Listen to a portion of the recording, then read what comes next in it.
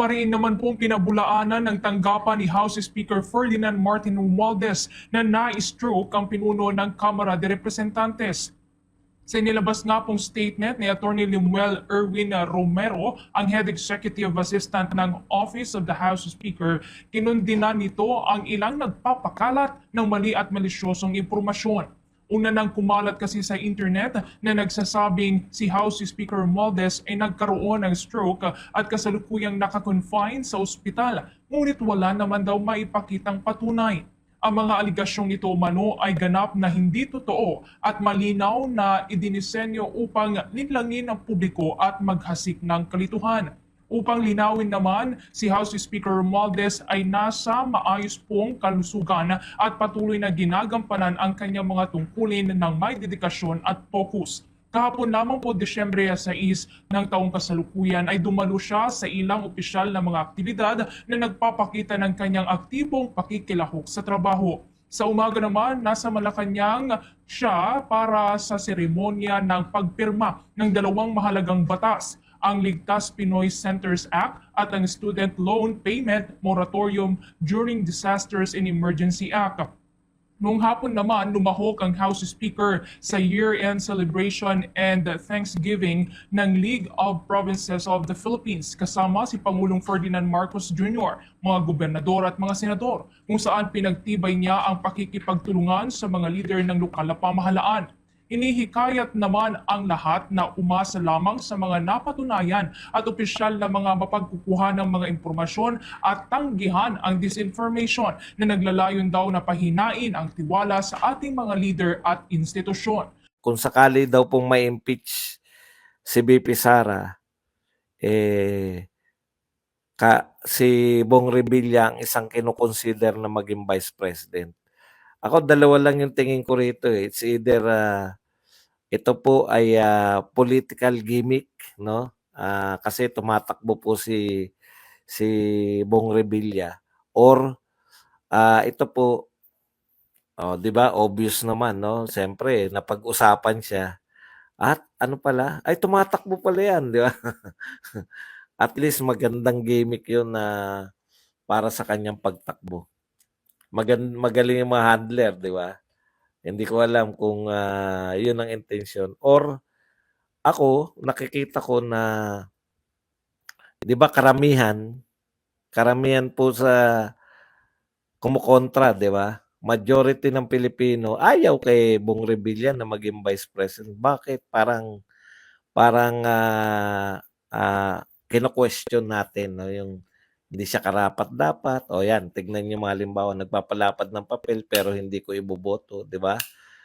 'Di ba yung mga ganun na reaction? Ako sa tingin ko, kaya nila pinalutang 'yan kasi hindi siya katanggap-tanggap, eh. 'Di ba? Hindi siya katanggap-tanggap sa majority. Ako, kahit wala pa pong survey diyan, tinitiyak ko sa inyo na hindi magiging katanggap-tanggap si Bong Revilla para sa Vice President ng Pilipinas. Kasi kung katanggap-tanggap 'yan, tagal ng politiko niyan, tagal na sikat niyan, eh. Ba't hindi tumatakbo na Vice President, 'di ba? Kung may chance. Okay. So, ibig sabihin, ako, nakikita ko riyan, kaya nila, yung kumbaga nagpapalutang ka ng pangalan na sa tingin ng mga Pilipino ay hindi karapat-dapat para sa ganun, si Martin maging karapat-dapat. Kasi pag inuna mo si Martin, ito sa akin lang po to, hindi po ako naninira. Kasi mga pikuntong mga, ewan ko kung bakit nauuso tong tong pananakot, no, ng mga vlogger. Ito po ay bound po sa inyo. Sana, no, yung mga congressman po, kung sino pa man, mga politiko, no, kung hindi po kayo pwedeng batikusin, mag-business na lang kayo, mag-private citizen na lang po kayo. Balik po tayo rito. Ang tingin ko diyan, si Martin, para maging katanggap-tanggap, 'di ba? Kasi kung magiging contest 'to, kung si Bong Revilla kasi 'pag na-impeach po si Sara Duterte at ang pinalutang na pangalan ay Martin Romualdez agad, maraming magagalit. Pero kung ang, ah, ang pinalutang mo muna ay si Bong Revilla, mas katanggap-tanggap naman yung Martin Romualdez kaysa sa Bong Revilla. Yun po yun, eh. Yun yung gusto nating point dun. Maaaring ginagamit lang po 'tong pagpapalutang sa pangalan ni Bong Revilla para maging katanggap-tanggap just in case na matuloy yung impeachment na i-appoint ni BBM yung kanyang pinsan. Kaysa nga naman kay Martin. Kasi nga, yun lang yung sa'kin. Ah, ah, strictly, yan po yung aking analysis diyan. Kaya pinalutang yung Ramon Revilla. In order for Martin Romualdez na maging katanggap. Kasi 1% lang si Martin. Okay, punta na po tayo rito sa iba pa. Ito po, after confirming the Mary Grace Piatos and Kokoy Villamin are not in the Philippine Statistics Authority database, House lawmakers asked the agency to verify 677 more names of alleged confidential fund recipients. Di ba? So, bibigyan nila ng trabaho 677. No? Okay. Parang another round to ng 125 ginastos ng 11 days. Dinadramahan nila na mukhang may anomalya pero wala naman. Di ba? Ano po yung anomalya sa ginastos yung 125 in 11 days? Wala. Pero pag present nila sa media at present ng media sa tao, kasi sa buwatan na yung nagaganap sa pagitan ng media at saka nitong mga congressman. Parang may anomalya kasi 125 nga naman, ginastos mo na 11 days. Tatanungin lang ng media, pwede ba mangyari yun? Kaya mo bang gastusin ng 11 days yung 125? Okay. Teka lang po, kulang po kayo. Ngayon, eto na naman, Mary Grace Piatos. Di ba fictitious yan? Ayan, napatunayan na fictitious. Edi, bakit sila naglalagay ng fictitious? Di ba? Nagano, fictitious pala yan. Yan na lang. Diyan na sila nakatutok ngayon. Ang tanong, cleared po ba ng COA ang OBP o hindi? Cleared. Ano ibig sabihin ng binigyan po ng unmodified or unqualified opinion? Ayon sa dating BP, yan po yung pinakamataas na rating na pwedeng ibigay ng COA sa isang opisina. At natanggap po yan ng OBP. Sa madaling salita po, walang nakita ang COA na anomalya. Walang nakitang anomalya. Paano sila Mary Grace Piatos? Paano sila Kokoy Villamin? Di ganito lang po. Parang may nakitang anomalya sila Chua and company at iba pang mga congressman. Yung COA po, tiyak na tiyak. Walang nakitang anomalya. Tanong, masasabi ba ni Chua na meron at ng kanyang mga kasama dyan sa committee na yan, Committee on Good Governance, na may nakita silang anomalya dahil kay Mary Grace Piatos at Kokoy Villamin? Masasabi ba yan ng mga congressman? Hindi rin. Ang sinasabi lang nila, fictitious. Wala pong Mary Grace at Kokoy Villamin. Ano ngayon kung walang Mary Grace Piatos at Kokoy Villamin? Ano ngayon? Di hanapin nyo rin po Laila Makabengbeng. Malamang wala din yan. O kaya, magpangalan pa kayo. Itanong nyo rin po sa Pero ano po ang problema diyan? Wala pong kinalaman 'yan sa pag-o-audit ng COA. Sinabi na nga po ng COA na walang anomalya. Kahit ba sabihin niyo na walang Mary Grace Piatos, na walang kita niyo, ang tinanong nila si yung dating si Heidi, tumatakbo si Heidi. Tinanong nila si Heidi, di ba? Sabi ni Heidi, kung asan na ba yung sinabi ni Heidi? Hindi ko na naman natantosan. Ang sabi ni Heidi, yung dati pong COA chairperson,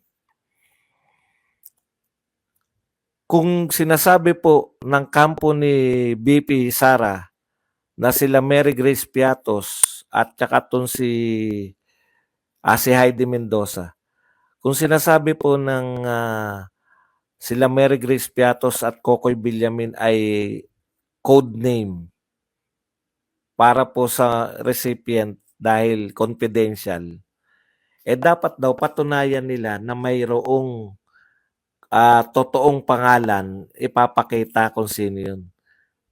Teka lang po. Ang alam ko po, walang pinapaliwanag si BP Sara na codename yan.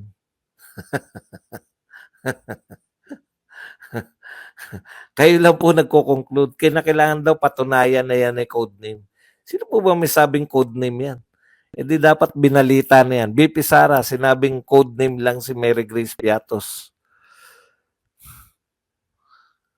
Yan po, codename, kayo na rin yan eh. Wala po kaming pakialam sa mga pinag-iisip nyo. Sino si Mary Grace Piatos? Wala kaming pakialam.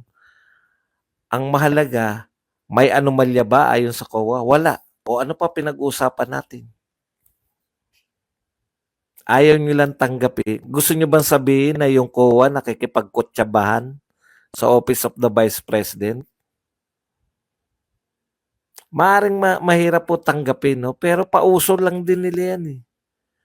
Bakit magpapatunay yung Vice President?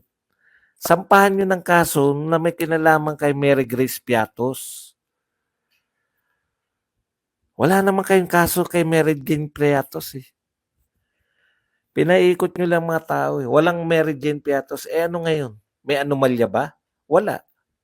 Sabi ng COA. Tanong, isa pang tanong. May anomalya ba? Sabi ng mga congressman. Malamang may anomalya, parang may misuse. Opo, definite po ang COA. Sinasabi niya, unmodified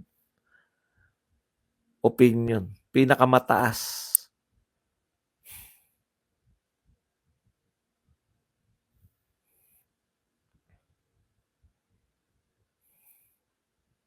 Kaya hindi, sino po ba nagsabi na totoong tao si Mary Grace Piatos?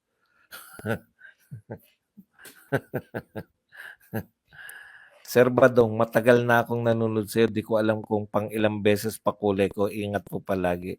Thank you very much, Lovelyn Shibukawa. Ayan. Matagal na raw po siyang nagpapakulay pero hindi pa rin natin nagagawang moderator. Yung moderator na po natin. Thank you very much, Lovely. Bakit nyo abalahan yung PSA na nagtatrabaho sa dami-dami, magbibigay na naman kayo ng trabahong 677? Mapapatunayan po na wala rin po yan, hindi rin po totoong tao yan. Ano ngayon?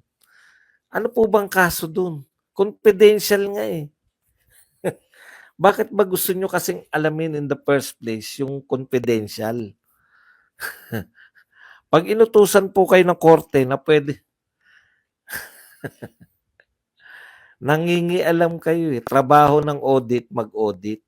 Trabaho ninyo gumawa ng batas. Yung audit na. May konklusyon na po yung audit. Ano sabi po ng audit? Ano sabi ng audit? Walang anomalya. Kayo po, anong batas? Yung ginagawa nyo tungkol dyan kay Mary Grace Piatos.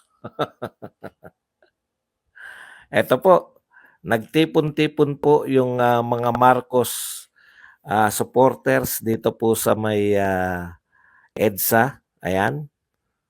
Ang tanong, nasaan ang 31 million? Kasi yan yung tanong.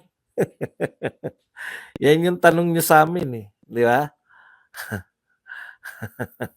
Hindi po pareho lang kasi unmodified tsaka unqualified eh. Ngayon, ang tanong po, nasaan po ang 31 million? Siyempre, hindi naman natin hanapin na pupunta dyan. Hindi naman tayo tanga eh. Pero definitely, wala po yung wala po. Siguro, pinakamalaking bilang niya, 1,000. Di ba? Nasaan yung 31 million? Ibabalik po namin yung pantangan ninyong mga katanungan. Di ba? May karapatan ba kayo mag-rally? Rally lang. Ano ba naman sa amin yung rally kayo ng rally? Nakakatulong po yan sa pagbagsak ni Marcos. Bakit?